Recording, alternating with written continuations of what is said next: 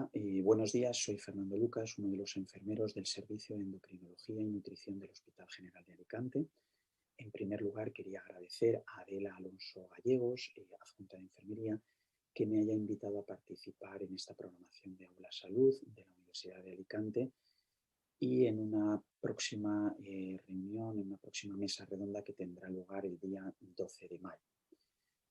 Así pues, bueno, para comenzar, voy a compartir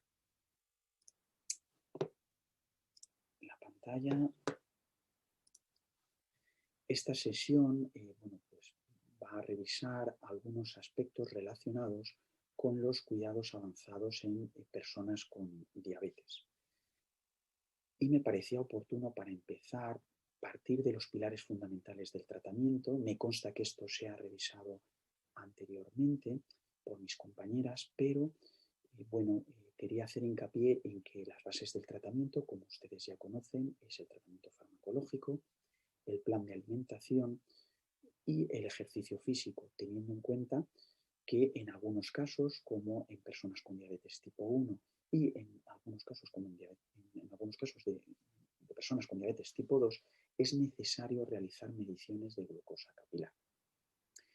A continuación, lo que haré es revisar algunos de los cuidados que hay que tener en cuenta relacionado con estas bases del tratamiento. Sin olvidar que el objetivo último del tratamiento es alcanzar el mejor control de glucosa posible y también tratar o gestionar de forma adecuada otros factores de riesgo cardiovascular, como pueden ser la tensión, el peso o el nivel de glucosa.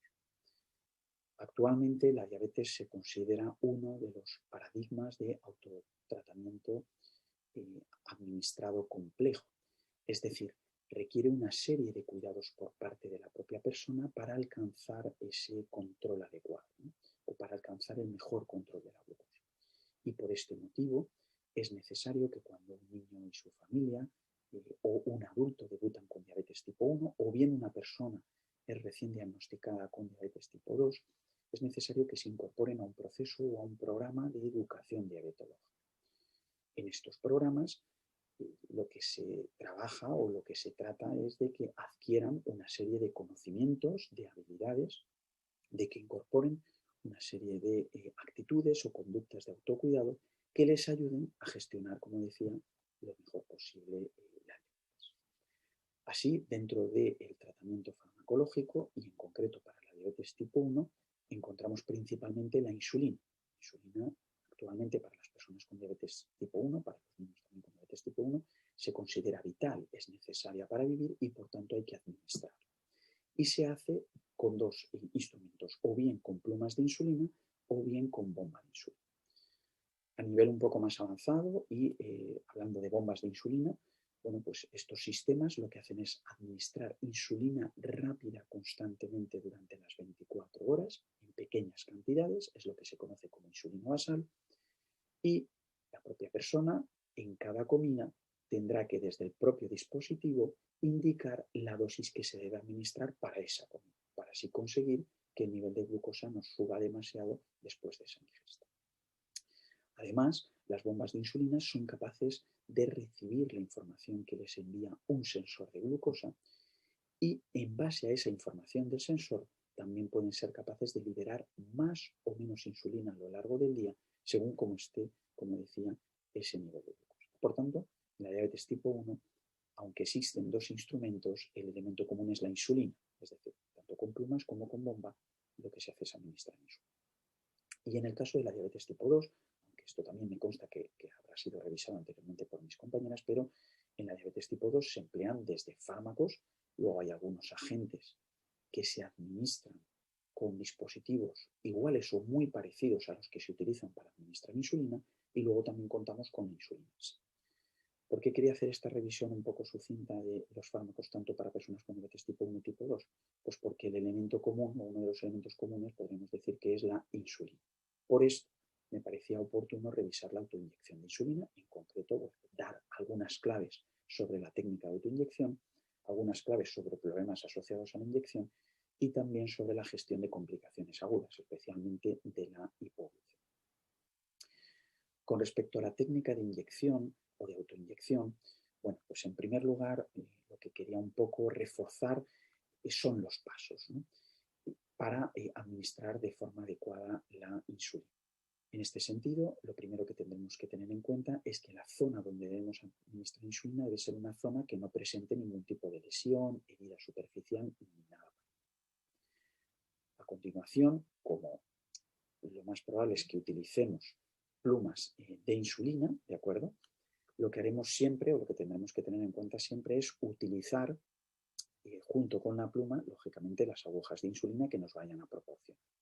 Para esto, lo primero que haremos es retirar lo que es el capuchón de la pluma y a continuación quitaremos la lengüeta de las agujas de insulina. Esto nos permitirá dejar un espacio de la aguja para poder conectarlo, siguiendo el eje de la pluma, poder conectarlo correctamente a la pluma. Y una vez que conectamos la aguja a la pluma, la debemos enroscar hasta llegar al final.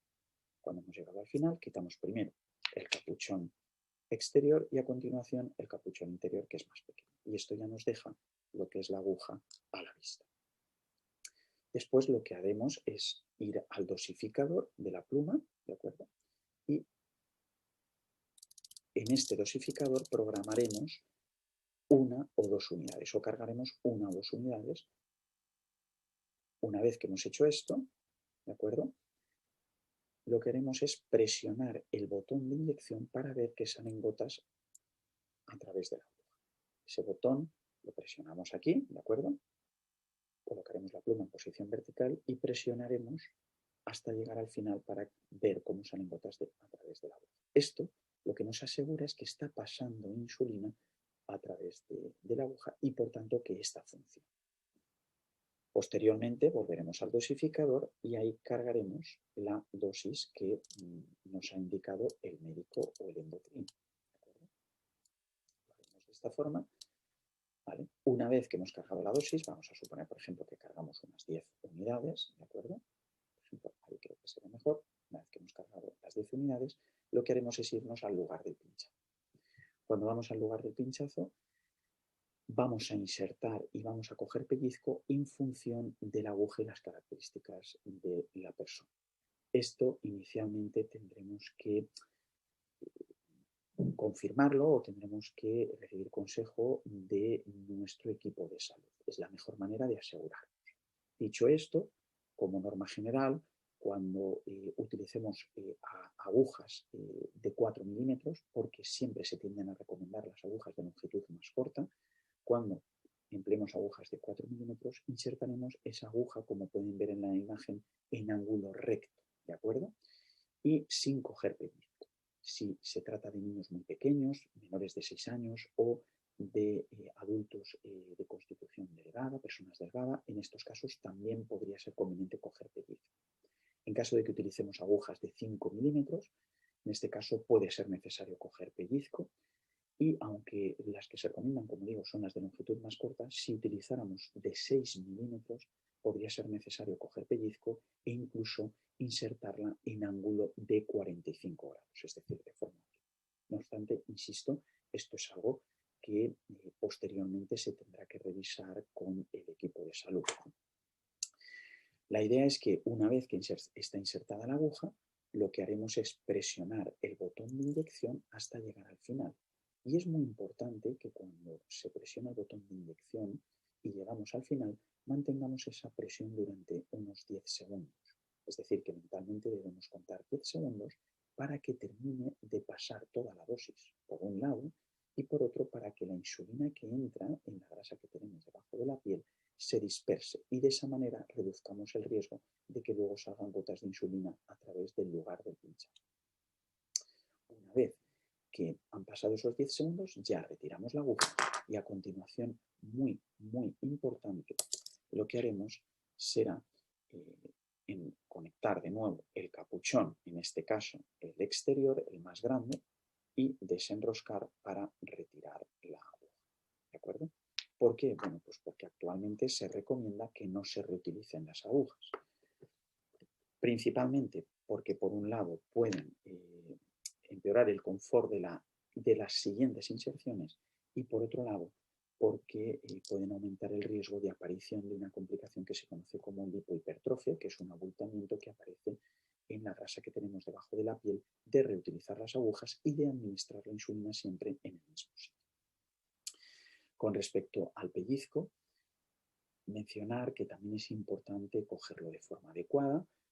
Habitualmente se recomienda hacerlo con el corazón, índice y pulgar, pero esto ocurre un poco lo mismo que con la técnica de inyección, sobre todo con respecto a qué aguja utilizar, y es que posiblemente el asesoramiento debe venir del propio equipo de salud, porque en consulta podemos comprobar adecuadamente cómo son los pellizcos en las diferentes zonas donde se puede administrar la insulina. Con respecto a las zonas de administración de insulina, clásicamente las que se conocen son la zona del abdomen, evitando la de alrededor del ombligo, en los muslos, en la cara anterior y externa de los muslos, en la parte posterior de los brazos, como pueden ver en la imagen, y también en las nalgas, principalmente en la parte superior externa. Lo que es muy importante con respecto a las zonas es realizar una rotación estructurada de la inyección, es decir, variar de forma adecuada el lugar de inyección. Esto es en lo que se insiste principalmente cuando administramos insulina. Existen varias formas de hacerlo o se recomiendan varias formas, hay varias formas que son orientativas. Nosotros en nuestra unidad lo que planteamos es distribuir, en el caso por ejemplo del abdomen, hacer como 4 zonas, evitando la zona de alrededor del ombligo. Cada una de esas zonas equivale o es una zona que corresponde a una semana.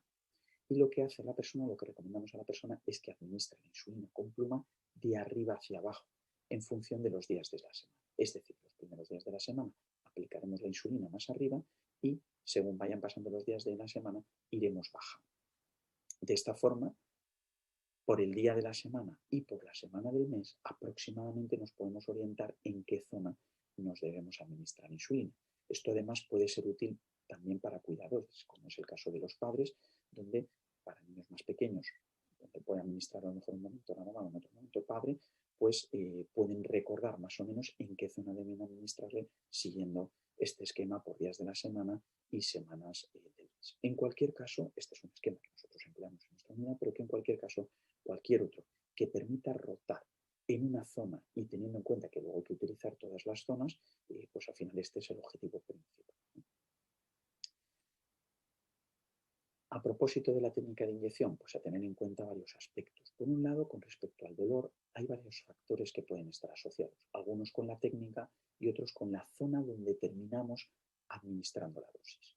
Con respecto a la técnica, pues podemos tener en cuenta que, lógicamente, la velocidad con que insertemos la aguja, la manipulación de la pluma cuando estamos insertando la aguja, al retirarla, todo esto puede provocar mayor disconfort, más molestia o incluso más dolor en la técnica.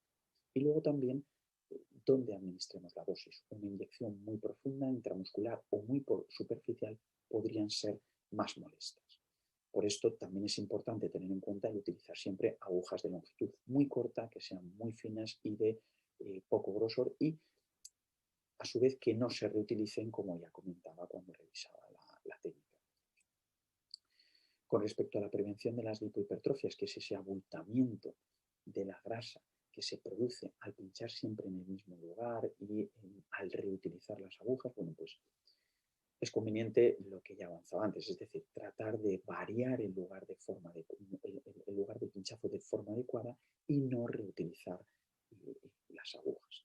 Por otro lado, puede ser útil, pues en alguna visita, revisar con el equipo de salud la forma de explorar las zonas donde nos administramos insulina para intentar identificar posibles lipohipertrofias. Con respecto a los hematomas, si fueran muy regulares, es posible que habría que revisar la técnica de inyección, la aguja de insulina que se está empleando, pero cuando se trata de algo puntual, posiblemente no debemos darle mayor importancia. Suele ocurrir porque al pasar la aguja rompemos algún capilar y nos produce un pequeño sangrado. Esto no afectará ni a la absorción de insulina ni tampoco al control de la glucosa. Y con respecto a las fugas de insulina, principalmente las que se producen a través del lugar del pinchazo, hay varios factores a tener en cuenta que lo pueden provocar. Por un lado, la cantidad de insulina. A mayor cantidad de insulina podría aumentar el riesgo de que salga a través del lugar donde la hemos pinchado, ¿no? El diámetro y el agujero de inserción. Si el diámetro del agujero que se ha producido al pasar la aguja es mayor, pues hay más posibilidad de que pueda refluir la insulina. La obesidad también se ha asociado a fugas en el lugar del pinchazo, pero no está clara la causa. Y como ya avanzaba también antes un poco, la técnica de inyección. Si yo paso la insulina muy rápido, si inyecto, si presiono el botón de inyección de forma muy rápida, esto podría asociarse a fugas de insulina y también el tiempo durante el que permanece la aguja dentro del lugar del pinchazo. Por eso cuando presionamos el botón de inyección y llegamos al final, debemos mantener esos 10 segundos presionando el botón. De esta manera, lo que ayudamos es a que pase toda la dosis, como decía antes, y a que se disperse de forma adecuada en la grasa que tenemos debajo de la. Por eso esto es muy importante. Por cierto, el presionar el botón de inyección, ¿de acuerdo? Debemos hacerlo a esta altura, pero debemos evitar presionar la zona donde está insertada la aguja, porque esto puede provocar también algo más de. Por otro lado, con respecto a la insulina, otros fármacos que pues pueden producir bajada de glucosa, tenemos esta complicación o esta posible complicación que es la hipoglucemia o bajada de los niveles de glucosa. Con respecto a este tema me gustaría mencionar el concepto, los síntomas, las causas, cómo resolverlo y también hacer una mención a las presentaciones de boca. Actualmente se considera que una bajada de glucosa, una hipoglucemia, es un momento, una situación en la que los niveles de glucosa pueden estar por debajo de 70 miligramos por decilitro. Habitualmente, en estas situaciones se suele dar o suelen aparecer unos síntomas, como pueden ser cansancio, temblores, palidez, sudoración. Y si baja más el nivel de glucosa, incluso se pueden tener otros síntomas, como es alteración del comportamiento, dificultad en el habla e incluso se podría dar una pérdida de conciencia. Es importante tener en cuenta que las causas que pueden provocar una bajada de glucosa están relacionadas con los pilares fundamentales del tratamiento. Es decir, si llevamos insulina o medicaciones o fármacos que producen bajada de glucosa, pues si hay un exceso en la administración o en la dosificación, mejor dicho, de estas medicaciones, pues nos pueden llevar a una bajada de glucosa. Si estamos tomando muy pocos alimentos que contienen hidratos de carbono, que son aquellos alimentos que suben el nivel de glucosa, pues también nos pueden, o aumenta el riesgo de que podamos tener una bajada de glucosa. O si hacemos un nivel, o tenemos un nivel de actividad o de ejercicio físico mayor de lo habitual, esto también puede producir una bajada de glucosa y algunos procesos intercurrentes también podrían favorecer la bajada de glucosa. Lo cierto es que los pilares o el tratamiento lo que busca es alcanzar el mejor control o el mejor nivel de glucosa posible. Pero claro, eso se traduce en tener los niveles de glucosa lo más cercanos a la normalidad. Pero eso también aumenta el riesgo de que en algún momento el nivel baje más de lo esperado, en este caso baje más de 70 o 60. Y por este motivo, la bajada de glucosa se ha considerado un factor limitativo importante en la gestión del control de la glucosa en las personas con diabetes. ¿Cómo se gestiona esta situación o cómo manejamos la bajada de glucosa? Pues actualmente lo que se recomienda es hacer un pequeño aporte de hidratos de carbono de absorción rápida, que va a variar en función de la edad y de otros aspectos, como podría ser el peso o otras circunstancias que se dan incluso en la propia persona. A continuación veremos algunos ejemplos, pero es importante resaltar que lo que se recomienda es hacer un pequeño aporte de hidratos de carbono de absorción rápida. A continuación, pasados unos 15 o 20 minutos, tendremos que realizar un control de glucosa para ver si hemos remontado. Si el nivel de glucosa sigue estando por debajo de 70, tendremos que repetir este aporte del que estaba hablando.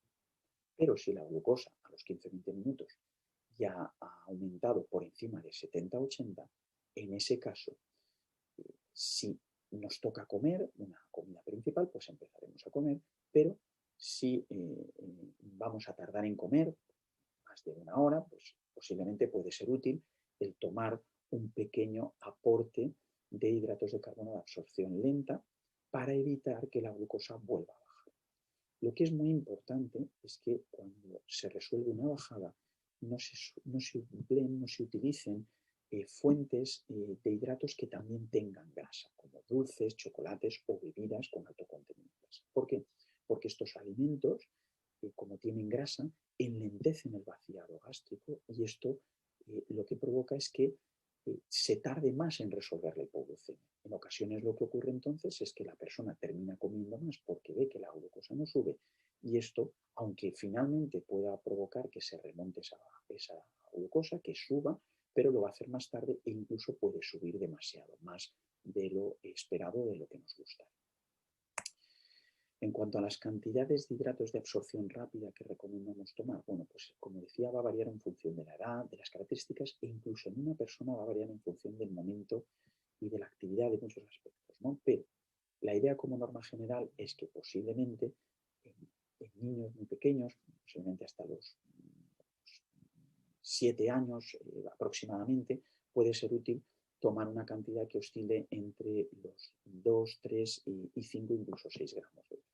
Y ahí tenemos varias opciones para llegar a esa cantidad.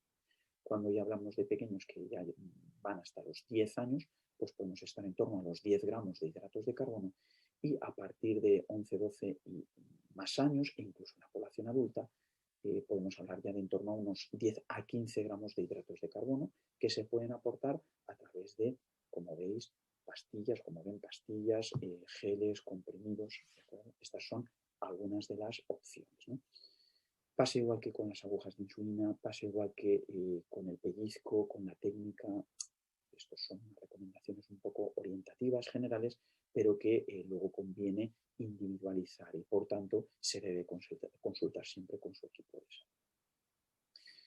Finalmente, con respecto a la bajada, me gustaría hacer una mención sobre el glucagón. En principio, existen dos presentaciones actualmente. El glucagón inyectable, que es el que hemos tenido siempre. El glucagón es una hormona que hace el efecto contrario a la insulina. Si la insulina reduce el nivel de glucosa, el glucagón, por diferentes mecanismos, produce un aumento del nivel de glucosa en sangre. Se emplea principalmente cuando la persona no puede tomar nada por vía oral para recuperar ese nivel de glucosa, para remontar esa baja. Lo que se recomienda en el caso del glucagón inyectable es mezclar el líquido con el polvo, se reconstituye completamente y se administra en un lugar donde habitualmente se puedan poner insulina, brazos, abdomen, muslos o nada más, teniendo en cuenta que puede variar la cantidad, sobre todo si hablamos de población pediátrica. La idea es luego esperar unos minutos hasta que se recupera la consciencia y a partir de ahí se pueden ofrecer hidratos de absorción rápida. De forma más reciente contamos con otra presentación que es el glucagón nasal. Está indicado para población mayor de 4 años. Esta no precisa refrigeración a diferencia del glucagón inyectable y esta es una ventaja importante, pero actualmente solo está financiado hasta los 18. Y con respecto a la subida de glucosa, simplemente quería mencionar que esto es lo que técnicamente conocemos o hablamos de hiperglucemia, a veces empleamos esta palabra, pero no son más que niveles de glucosa elevados y bueno, pues estos niveles de glucosa elevados, por ejemplo, para personas con diabetes tipo 1 que llevan sensores de glucosa, que les mide constantemente el nivel de glucosa, bueno, pues luego estos resultados se pueden observar en diferentes programas y en esos programas, por ejemplo, nos muestran los rangos objetivos como el tiempo que ha permanecido el nivel de glucosa entre 70 y 180. Cuando ese nivel o esa glucosa está por encima de 180, se considera que tiene un nivel de glucosa alto. Y si está por encima de 250, se considera un nivel de glucosa muy alto. Por tanto, aunque esto luego habría que ciertamente individualizarlo, pero aproximadamente a partir de 180 se puede considerar un nivel de glucosa elevado y a partir de 150 incluso más alto, ¿no? Y este es un ejemplo donde nos podemos dar. Entre los síntomas que se producen durante la hiperglucemia es importante tener en cuenta, muy importante tener en cuenta que puede no haber ningún síntoma relacionado con la hiperglucemia. De hecho, esta quizá es una de las limitaciones más importantes a la hora de diagnosticar la diabetes en algunas situaciones, ¿no? Porque no se asocia ningún síntoma, ninguna sensación a tener el nivel de glucosa alto. Y por esto, en ocasiones puede ya estar produciéndose o puede estar ya presente una diabetes, pero no haber sido diagnosticada porque la persona no siente o no nota. También es cierto que cuando hay una hiperglucemia, aunque pueden no notarse nada, también se pueden notar algunas sensaciones, como podría ser cansancio, dolor de cabeza, nerviosismo y sobre todo cuando es una hiperglucemia importante, muy elevada, pues pueden haber síntomas mucho más francos, como puede ser sed, orinar mucho, hambre e incluso pérdida de peso. En el caso de una persona con diabetes que lleve ya su tratamiento, ¿cuáles podrían ser las causas de que los niveles de glucosa suban algo más de lo esperado? Pues volvemos otra vez a los pilares del tratamiento, es decir, pues a lo mejor si ha habido un menor aporte de insulina o del fármaco, o bien si ha habido un aporte mayor de aquellos alimentos que suben el nivel de glucosa, o bien si se ha reducido mucho la actividad o estamos más sedentarios de lo habitual, e incluso procesos intercurrentes, especialmente los que cursan con fiebre, o incluso el estrés, también pueden favorecer que suba el nivel de glucosa. Otro de los pilares fundamentales sobre los que quería dar algunas pinceladas o algunas claves es sobre la alimentación. Con respecto a esto, con respecto a este pilar o con respecto a la alimentación, sí que me gustaría enfatizar antes de empezar un aspecto que creo que es muy importante. Y es que actualmente las sociedades científicas, como puede ser, por ejemplo, la Asociación Americana de Diabetes, recomiendan que el asesoramiento sobre alimentación lo realice el profesional más cualificado para ello. Y esta figura la asume el dietista nutricionista. Actualmente esta figura la tenemos muy limitada en la sanidad, especialmente en la sanidad pública, y aunque hay profesionales de dietética y nutrición, especialmente en hospitalaria, pero es una figura, insisto, muy limitada y por tanto este asesoramiento pues lo tenemos que asumir otros miembros del equipo de salud con las limitaciones que eso conlleva. Naturalmente, nosotros tratamos de establecer o de dar recomendaciones en base a las recomendaciones oficiales y que va a recomendar. Y como cuidados avanzados, a mí me parecía interesante dar alguna pincelada sobre alimentación saludable, sobre el plan de alimentación por raciones y también sobre el ratio insulina-hidratos de carbono. Con respecto a la alimentación saludable, quería mencionar que actualmente existen varios patrones de alimentación que han demostrado su eficacia en el control y la prevención de la diabetes tipo 2. En concreto, uno de ellos es el plan de alimentación, o el patrón, mejor dicho, de alimentación mediterránea. En este patrón, de forma muy general, lo que se resalta es que en las comidas principales se debe asegurar siempre cereales integrales, pasta, arroz, cuscús, por ejemplo, plantean, ¿de acuerdo? Y alinearlo con aceite de oliva, incluido los sofritos con aceite de oliva. Asegurar tanto en la comida como en la cena la fruta, la verdura. Cada día también se recomienda incluir algo de frutos secos, especialmente quizá nueces, avellanas, almendras, y derivados lácteos bajos en grasa, aproximadamente un par de raciones. Y luego ya semanalmente se recomienda también el aporte de legumbres, pues 2 o más raciones, de huevos entre 2 o 4 raciones, carnes blancas y pescado pues en torno a 2 raciones o incluso más en el caso del pescado, y ya de forma más limitada la patata en el caso de los farináceos y luego las carnes rojas procesadas y los dulces en mucha menor cantidad. Y si se puede limitar aún más, pues mejor. Esta es una recomendación general sobre lo que es la dieta mediterránea que después habría que individualizar. Igual que hay que tener en cuenta que para algunas personas con diabetes tipo 1 o tipo 2 que inician un tratamiento con insulina, puede ser necesario el asesoramiento sobre cómo contabilizar la cantidad de aquellos alimentos que aportan hidratos de carbono. Por eso es importante tener en cuenta que existen diferentes métodos para controlar las cantidades que aportan hidratos de carbono. Que lo podemos hacer un poco, podemos decir como por experiencia, es decir, un poco a ojo, pero luego también podemos utilizar herramientas que nos permitan medir el volumen con algo más de precisión, como pueden ser los vasos medidores o el cucharón, e incluso también podemos pesar y controlar las cantidades en gramos utilizando lo que conocemos como estos menús más predefinidos, donde nos viene para cada día y para cada comida una determinada cantidad de alimento. Estos planes con cantidades concretas pueden estar bien al inicio, cuando se diagnostica una diabetes o se empieza, porque nos permite no dedicar tanta energía a conocer bien cómo manejar la alimentación, pero tienen una limitación importante y es que no son muy flexibles, con lo que en el tiempo la persona puede terminar agotándose, puede terminar un poco cansándose de este. Por esto, para personas que manejan tratamientos flexibles con insulina, en concreto con insulina rápida, especialmente para población con diabetes tipo 1, y también podría ser pertinente en algunos casos, en algunas situaciones con diabetes tipo 2, puede ser útil utilizar lo que se conocen como los planes de alimentación por raciones, porque nos van a ofrecer mucha más flexibilidad. En estos planes, los alimentos los clasifican en grupos, donde tenemos, por ejemplo, el grupo de la leche, donde están la leche y los yogures. Luego tenemos el grupo de las harinas, donde está, además del pan, podríamos decir, el ingrediente del plato caliente de toda la vida. Y luego tenemos también el grupo de las frutas, donde están todas las frutas en su variedad, y el grupo de las verduras. Estos 4 grupos, leche, harinas, frutas y verduras, son aquellos grupos que aportan sobre todo hidratos de carbono. Y estos, una vez que el cuerpo los digiere, van a elevar el nivel de glucosa en sangre.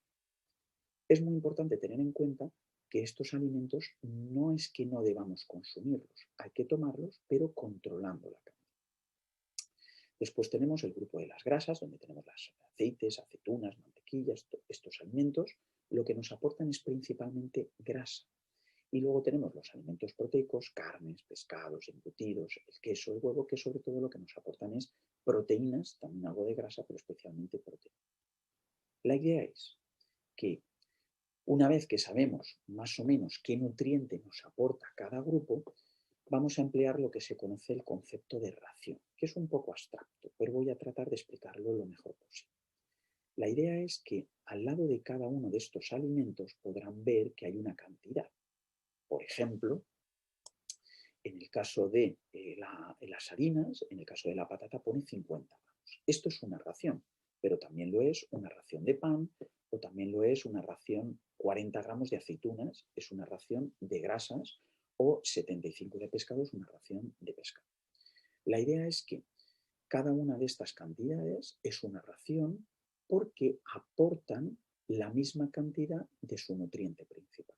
Es decir, en el caso de estos grupos, cada una de estas cantidades, por ejemplo, 50 gramos de patata o 200 de leche o 100 de albaricoque, son una ración de hidratos de carbono porque nos aportan 10 gramos de hidratos de carbono. Es decir, poder tomar 200 de leche, 50 de patata o 100 de albaricoque, pero lo que me aportarán aproximadamente son unos 10 gramos de hidratos de carbono. Esto podríamos decir que equivale a los antiguos sobres de azúcar que podemos tomar en algún momento. Lo mismo ocurre con las grasas, pero de grasas, es decir, cada una de estas cantidades es una ración porque nos aportan 10 gramos de grasa. Cada una de estas cantidades es una ración de alimentos proteicos porque nos aporta 10 gramos de proteína. La idea es que de esta forma podemos controlar el aporte de los diferentes nutrientes en las diferentes tomas del día. Para eso, lo que hacemos es irnos a la tabla que tenemos aquí arriba, donde de forma orientativa nos indican el número de raciones que debemos tomar de cada grupo en los diferentes momentos del día. Pero es importante resaltar que esto luego habrá que individualizarlo de manera muy pormenorizada en función del individuo, del usuario, que sea un niño o un adulto. La idea es la siguiente. Si, por ejemplo, en la comida hay que tomar 4 raciones de harinas, tal y como nos indica la tabla, pues la forma de utilizar el plan por raciones consistirá de la siguiente forma. Si yo sé que una ración me aporta 50 gramos, o mejor dicho, suponen 50 gramos de patata o equivale a 50 gramos de patata y lo que tengo que tomar son 4 raciones, pues lo que me tendré que servir son 200 gramos de patata. Y si de postre voy a tomar 2 raciones de fruta, no quiere decir que haya que tomar 2 piezas de fruta. Lo que quiere decir es que si, por ejemplo, una ración de albaricoque son 100 gramos, pues lo que me tendré que pesar son 200 gramos de albaricoque porque equivale a 2 raciones. Por tanto, ese día tomaré 200 gramos de patata y 200 gramos de albaricoque. De esa manera estaré haciendo un aporte controlado de los alimentos que tienen hidratos de carbono. Y así podría ajustar mejor, por ejemplo, la insulina rápida que administro antes de esa comida. Finalmente, la idea es, insisto, una vez que se individualizan el número de raciones que se van a tomar de los diferentes grupos que aportan hidratos, pues lo que tendremos que hacer es controlar las cantidades de esos grupos de alimentos. Y aquí se puede ver también un ejemplo de cantidades de alimento equivalentes a 2 raciones en el caso de los farináceos. Es decir, lo bueno es que cada una de estas cantidades nos hacen un aporte similar de hidratos de carbono, en concreto 20 gramos de hidratos de carbono, porque son 2 raciones. Por cierto que este material lo he obtenido de una página web que se llama diabetesalacarta.org, lo voy a sacar a continuación en varias diapositivas y les recomiendo encarecidamente que lo consulten porque vienen unos excelentes materiales sobre alimentación y también sobre ejercicio físico, que por cierto luego también. Esto es otro ejemplo también de esta página web de diabetesalacarta.org donde se muestran cantidades de alimento equivalentes a 2 raciones, es decir, a 20 gramos de hidratos de carbono, ya sea de fruta, de farináceos, de lácteos o incluso de bebidas, aunque como norma general las bebidas, especialmente las azucaradas, se va a recomendar que no se tomen tanto en personas con diabetes tipo 1 o tipo 2 porque tienden a elevar la glucosa muy rápido y esto puede dificultar el control de glucosa.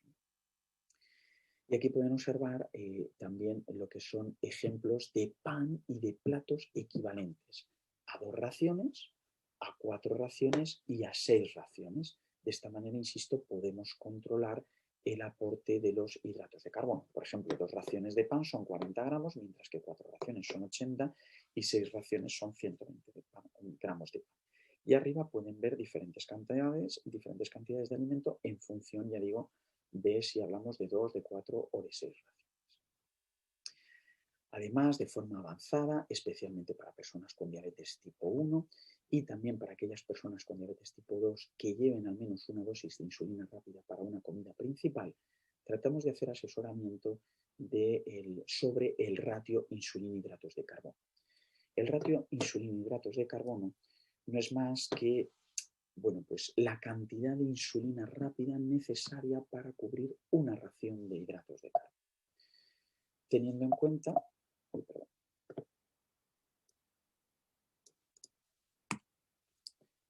cuenta que el saber cuál es la insulina que necesito para cubrir una ración de hidratos de carbono me va a permitir variar el número de raciones que tomo en una comida. Y esto es una de las grandes ventajas que tiene, por un lado, el plan por raciones y luego utilizar el ratio insulina-hidratos de carbono. Y pongo un ejemplo. Imagínense que habitualmente, antes de las comidas, llegamos con un nivel de glucosa que está entre 80 y 130 aproximadamente. Y administramos 6 unidades de insulina rápida para 6 raciones, que constan de 4 raciones de legumbres en cocido, por ejemplo, 200 gramos de lentejas en cocido, más una pieza mediana de fruta, en este caso manzana, que pesaría aproximadamente unos 200 gramos. Si observamos que en las 2 o 3 horas siguientes el nivel de glucosa habitualmente está por debajo de 180, quiere decir que estas 6 unidades de insulina rápida nos cubren de forma adecuada estas 6 raciones y, por tanto, podríamos decir que una unidad de insulina rápida nos cubre de forma adecuada una ración. Así, el día que nosotros queramos variar el número de raciones, lo único que tendremos que hacer es variar la dosis de insulina. Si yo tomo 6 raciones, pondré 6 unidades a razón de una unidad por ración. Si un día tomo 4 raciones, pues administraré 4 unidades a razón de una unidad por ración. Por lo tanto, esta herramienta esta opción es especialmente útil para personas que midan adecuadamente raciones y que empleen al menos una dosis de insulina rápida en las comidas. Y pasando a otro de los pilares fundamentales del ejercicio, como es el caso del ejercicio, otros pilares fundamentales del tratamiento de la diabetes, como es el caso del ejercicio físico, pues simplemente quería hacer una breve revisión de algunas recomendaciones y luego mencionar aspectos relacionados con la valoración y la prescripción. Como norma general, para niños con diabetes tipo 1, lo que se recomienda como norma general es realizar ejercicio aeróbico pues al menos unos 60 minutos al día, 3 veces por semana. Para adultos, personas adultas con diabetes tipo 1 y tipo 2, lo que se recomiendan son pues entre 2 horas, 2 horas y media de ejercicio aeróbico combinado con ejercicios de resistencia o fuerza, 3 días por semana y siempre evitando que pasen más de 2 días sin hacer ejercicio. Y para personas con diabetes tipo 2 de edad más avanzada o con mayor limitación física, pues lo que siempre se va a recomendar o a lo que siempre se va a animar es a evitar el sedentarismo, intentando que en aquellos periodos que podamos estar mucho tiempo sentados, pues interrumpir estos periodos de estar sentados cada 30 minutos, y luego también se fomenta el realizar ejercicios de flexibilidad o de equilibrio 2 o 3 veces por semana, como podría ser, por ejemplo, el yoga. Es muy importante que cuando se va a iniciar un ejercicio físico siempre se realice una evaluación previa. ¿Con qué intención? Pues con la intención de identificar si hay alguna complicación crónica presente que pueda limitar algún tipo de ejercicio o que plantee la recomendación de otro ejercicio, ¿no? Además, ese ejercicio físico debe estar planificado, es decir, es muy importante concretar qué tipo de ejercicio va a hacer, porque en función de este el impacto en la glucosa puede ser diferente. Por ejemplo, ejercicios que se consideran aeróbicos, que son aquellos más prolongados de menor intensidad, pueden favorecer la tendencia a la bajada de glucosa si la persona lleva un tratamiento que produce o que puede producir bajadas de glucosa, como pueden ser insulina o algunos fármacos que pueden producir bajadas de glucosa. Entonces, el ejercicio aeróbico, como decía, es un ejercicio prolongado de menor intensidad que puede favorecer la tendencia baja si llevamos un tratamiento hipoglucemiante, y si llevamos o realizamos un ejercicio anaeróbico, que son ejercicios de alta intensidad de corta duración, podrían favorecer la tendencia de hiperglucemia. Entonces, esto es importante conocerlo previamente. Luego también es posiblemente útil delimitar en qué momento del día lo vamos a hacer para poder evaluar mejor el impacto que tiene el ejercicio sobre el control de la glucosa, en qué momento, cuántas veces a la semana, cuánto va a durar, porque en función de la duración y especialmente de la intensidad, también habrá que adaptar el tratamiento. Dando un especial énfasis a la intensidad, en tanto que esto es un aspecto relevante para alcanzar también, o para conseguir, mejor dicho, un efecto adecuado del ejercicio. Por supuesto, otro aspecto importante es el tema de los autocuidados. En caso de que llevemos un tratamiento que pueda favorecernos la bajada de glucosa, habrá que realizar mediciones de glucosa habitualmente antes y después, e incluso durante, dependiendo del tiempo que va a durar el ejercicio. Puede ser necesario hacer ajustes de la insulina o especialmente tanto antes como después del ejercicio, e incluso de la insulina lenta en caso de que la llevara a aportar esa persona. Es importante conocer algunos cuidados relacionados con el aporte de líquidos y de hidratos, ya sea antes, durante y después. Puedo insistir que esto va a depender de la duración del ejercicio y la intensidad. Y como no, hay que saber manejar la bajada de glucosa en caso de que llevemos un tratamiento que pueda provocarnos bajada del nivel de glucosa. En ese caso, tenemos que saber cómo manejar cómo manejar la bajada y llevar alguna fuente de hidratos de absorción.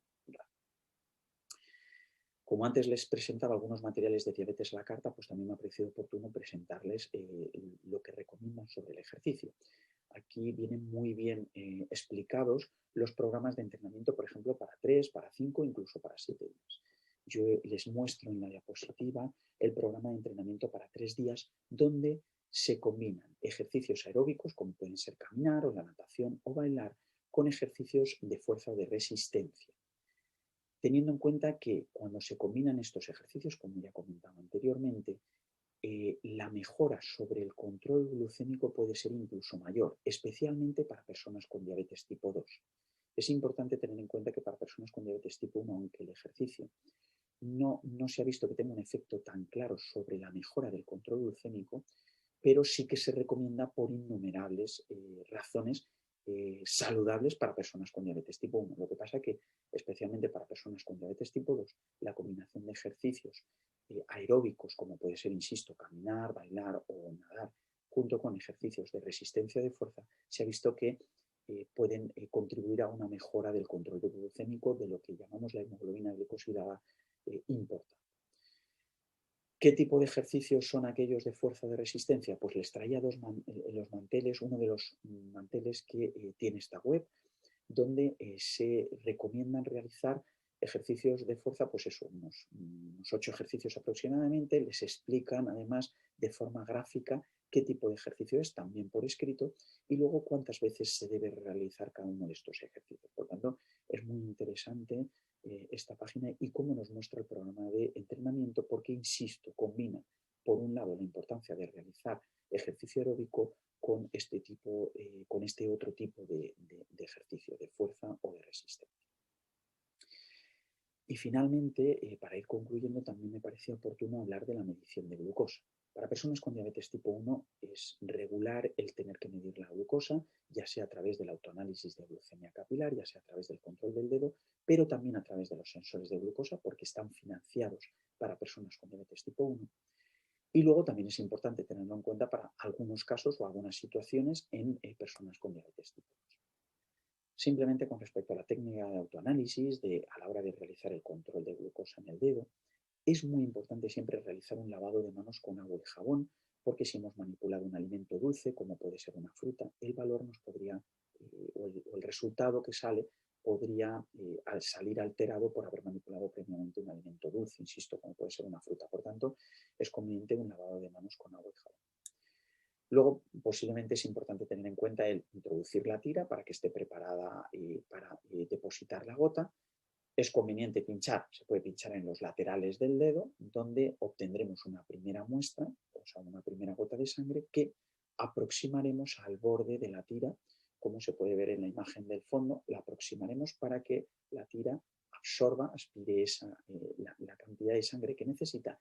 Y es muy importante también que mantengamos esa gota, esa muestra, que la mantengamos hasta que empite el dispositivo como que ha recogido la muestra suficiente o bien que empiece a hacer la cuenta atrás.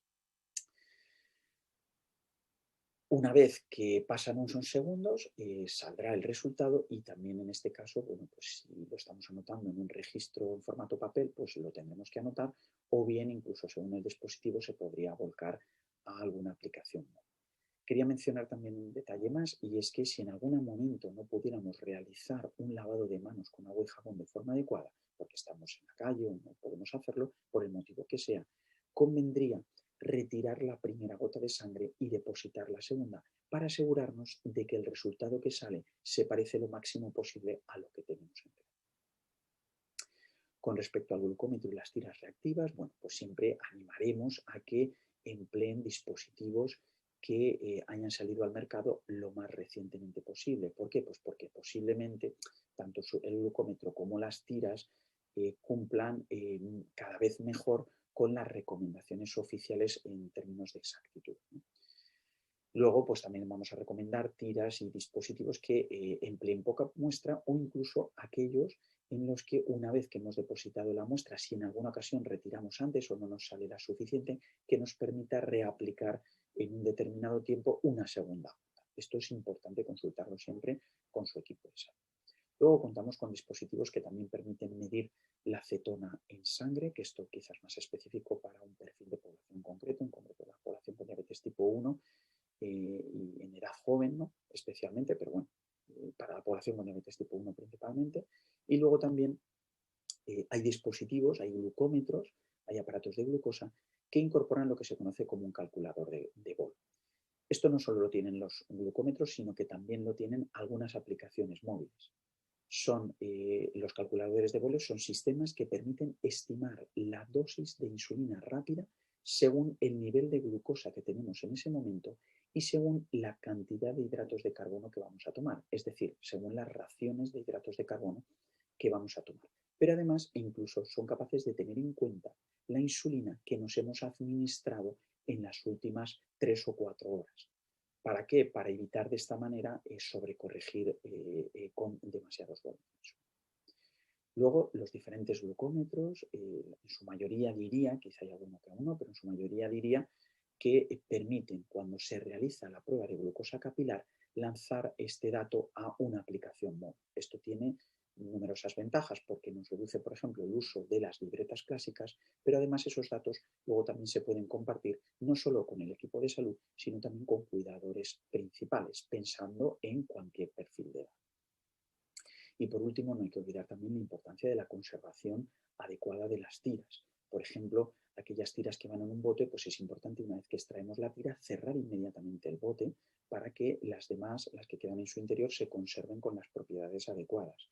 Igual que debemos revisar la fecha de caducidad como norma general, porque bueno, pues no es conveniente, aunque algunos dispositivos nos van a avisar, pero no es conveniente utilizar tiras que estén caducadas. Por otro lado, con respecto al número de controles que debemos hacer a lo largo del día, pues es importante resaltar que en el año 2012 la Sociedad Española de Diabetes publicó unas recomendaciones oficiales o planteó unas recomendaciones para la población con diabetes. Y estas recomendaciones en cuanto a los controles que se debían realizar iban a variar en función del tipo de tratamiento y del grado de control de glucosa que tuviera en ese momento la persona, que entendíamos, por tanto, como grado de control inestable o grado de control que no fuera adecuado. Pues, por ejemplo, porque hubiera un cambio de estilo de vida, como ven en la diapositiva, o que se produjeran enfermedades interrecurrentes, o que hubiera un cambio de tratamiento, o que se empezara a tomar otro tipo de medicación que pudiera subir el nivel de glucosa. En estos casos se consideraban situaciones en las que podría haber cierta inestabilidad, cierta alteración en el control de glucosa y podría ser pertinente hacer más controles de glucosa que en las situaciones en las que el nivel de glucosa estuviera estable, es decir, que no se dieran estos supuestos que les acababa de mencionar. Por este motivo, por ejemplo, para personas o población que inicia o que lleva un tratamiento que no produce bajadas de glucosa o incluso si en algún momento pudiera haber medidas no farmacológicas, en estas situaciones, si el control está estable, no es necesario realizar controles de glucosa en el dedo, pero sí que puede ser necesario realizar en situaciones, por ejemplo, cuando se inicia el tratamiento o cuando hay un cambio en el tratamiento o cuando quiero conocer inicialmente cómo me afecta la diabetes en diferentes situaciones, como una comida o si me voy a hacer ejercicio.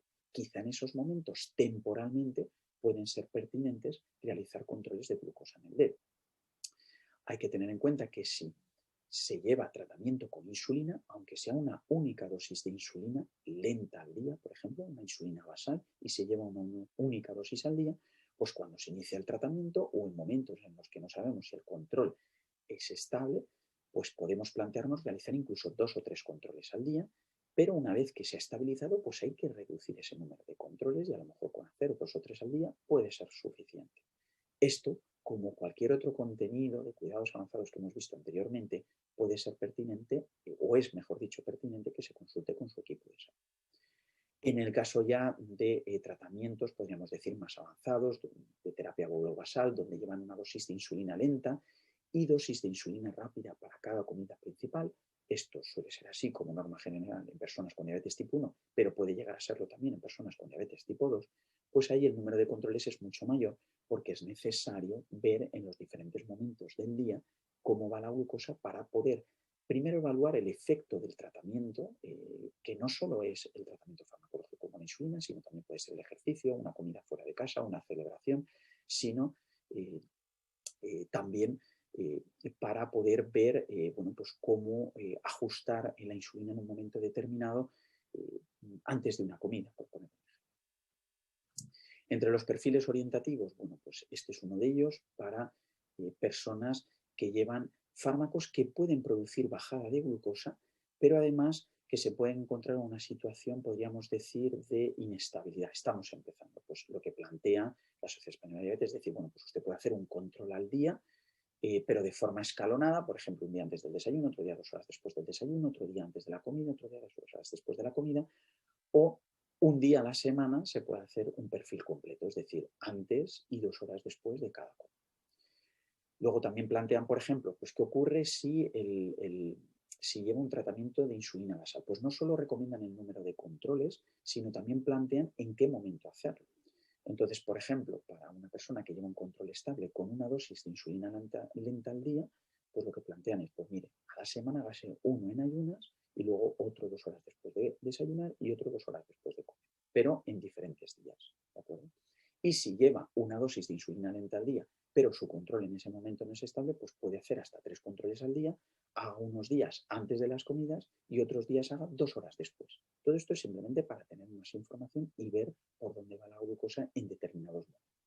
Vuelvo a insistir, no dejan de ser recomendaciones orientativas sobre el número de controles que hay que hacer y sobre en qué momento habría que hacerlos. Esto luego, vuelvo a insistir, hay que consensuarlo con el equipo de salud. Finalmente, también quería hacer una mención a los sistemas de monitorización de glucosa intersticial.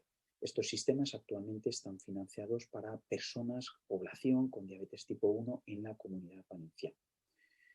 Podríamos decir que hay dos grupos de sistemas. Estos sistemas lo que hacen es, se aplica al usuario un sensor, se lo aplica habitualmente en el brazo o en el abdomen y mide la glucosa constantemente durante las 24 horas. Decía que hay dos tipos de sistema porque por un lado tenemos los sistemas que se conocen como de monitorización continua de glucosa, porque una vez que se ha aplicado o se ha insertado el sensor, el usuario, como puede ser esto que ven aquí, o esta pieza gris, o esta de aquí, una vez que está insertada, que está insertado el sensor, se conecta un transmisor, que es esta otra pieza que ven aquí gris, o esta otra, o esa otra. Se conecta al transmisor y lo que hace es enviar la información del sensor que está captando la glucosa, la envía a un receptor, a un dispositivo. Y de esta forma el usuario puede ver su glucosa continuamente. Luego hay otro sistema que es este de aquí, que es el Freestyle Libre de Abbott, que está financiado para personas con diabetes tipo 1. Me gustaría hacer una mención especial. El continuo está financiado para población con diabetes tipo 1, pero que sea usuaria también a su vez de tratamiento con bomba de insulina. ¿De acuerdo? Mientras que este de aquí, el de Abbott, está financiado para toda la población con diabetes tipo 1, lleven tratamiento con plumas o lleven tratamiento con bomba de insulina. La idea es que este sistema se difiere o cambia o es diferente con respecto a otros porque no lleva transmisor. Es decir, en este caso el usuario se aplica el sensor también en el brazo, ¿de acuerdo? Y para ver la información del sensor, el usuario tiene que, o bien con una aplicación móvil o bien con el lector, pasarlo por el sensor. Cuando lo pasa, el sensor envía los datos a la aplicación, o mejor dicho, el lector recoge los datos del sensor y así el usuario también puede ver su glucosa, puede ver hacia dónde va y puede ver cómo ha estado la glucosa en las últimas horas. ¿Por qué posiblemente ha supuesto una revolución el uso de los sensores de glucosa? Pues principalmente yo diría que por tres motivos, ¿no? Posiblemente por tres motivos. Por un lado, porque la información en el momento es mucho más completa. Hasta ahora, cuando se realizaba una glucemia en el dedo, una glucosa capilar, nos decía el dato, la glucosa que en ese momento tenía la persona. Pero en realidad, en ocasiones mucha gente por su propia experiencia sabía más o menos o podía intuir hacia dónde iba, pero no siempre se acertaba. Mientras que con los sensores contamos con mucha más información en el momento. Es decir, no solo puedes ver la glucosa que tienes en ese momento, la glucosa del sensor, sino que también puedes ver con una flecha hacia dónde va, mejor dicho, de dónde viene la glucosa y a qué velocidad. Es decir, si aparece horizontal se entiende que está estable, pero si aparece oblicua quiere decir que está subiendo o bajando a una determinada velocidad, pero si aparece vertical hacia arriba o aparece vertical hacia abajo, quiere decir que está subiendo o bajando mucho más rápido. Por tanto, es toda una información en ese momento como mucho más completa, ¿no? Aparte que luego nos muestra la información de las últimas horas. Por tanto, no solo nos dice lo que tenemos, nos dice de dónde viene la glucosa y nos muestra qué ha ocurrido en las últimas horas. Es una información, insisto, mucho más completa que con la glucosa capilar. Otro de los elementos fundamentales de estos sistemas es que incorporan alarmas para gran tranquilidad de los usuarios y sus cuidadores y familias, especialmente para la población pediátrica, aunque para todos en general. ¿Pero por qué? Pues porque en estos sistemas se pueden programar alarmas para que nos avisen cuando la glucosa llega a un nivel bajo, por ejemplo 70. O también para cuando llega a un nivel alto, por ejemplo 180 o 200 o 250. De esta forma, cuando llegan a esos niveles, el sistema nos avisa y de esa forma podemos confirmar si estamos realmente bajos o estamos altos y actuar en consecuencia. Y por último, a efecto retrospectivo, estos sistemas nos han dado, no solo al usuario, sino también a los equipos de salud, una información muchísimo más completa que nos permite actuar con más seguridad y no bajo la interpretación que en ocasiones se tenía antes, ¿no? ¿Por qué digo esto? Bueno, pues porque antiguamente, por ejemplo, antes de una comida, de una merienda, se podía observar un valor y observar a las 2 o 3 horas otro valor y pensar que a lo mejor en ese periodo la glucosa había transcurrido de forma más o menos estable o razonable. Con estos sistemas podemos comprobar cómo entre una adecuada lectura y la siguiente a lo mejor la glucemia se ha escapado mucho más de lo que pensábamos. Esto es una información y es un dato de un enorme valor, insisto, para el equipo de salud, pero también para las personas con diabetes. Y finalmente, para concluir, quería hacer mención a estos dos conceptos y a estos 7 comportamientos, ¿no? El autocontrol no es más que la capacidad que se va adquiriendo en el tiempo para gestionar lo mejor posible la diabetes y, por tanto, siempre trataremos de colaborar junto con las personas con diabetes para que adquieran el mayor autocontrol posible, la mayor capacidad posible para gestionar su diabetes. Y además, siempre trataremos de acompañar y de colaborar para que esto se mantenga en el tiempo, para que haya la mayor adherencia posible. La Asociación Americana de Educadores en Diabetes propone para la población con diabetes que se tengan en cuenta como 7 conductas o 7 comportamientos de autocuidado.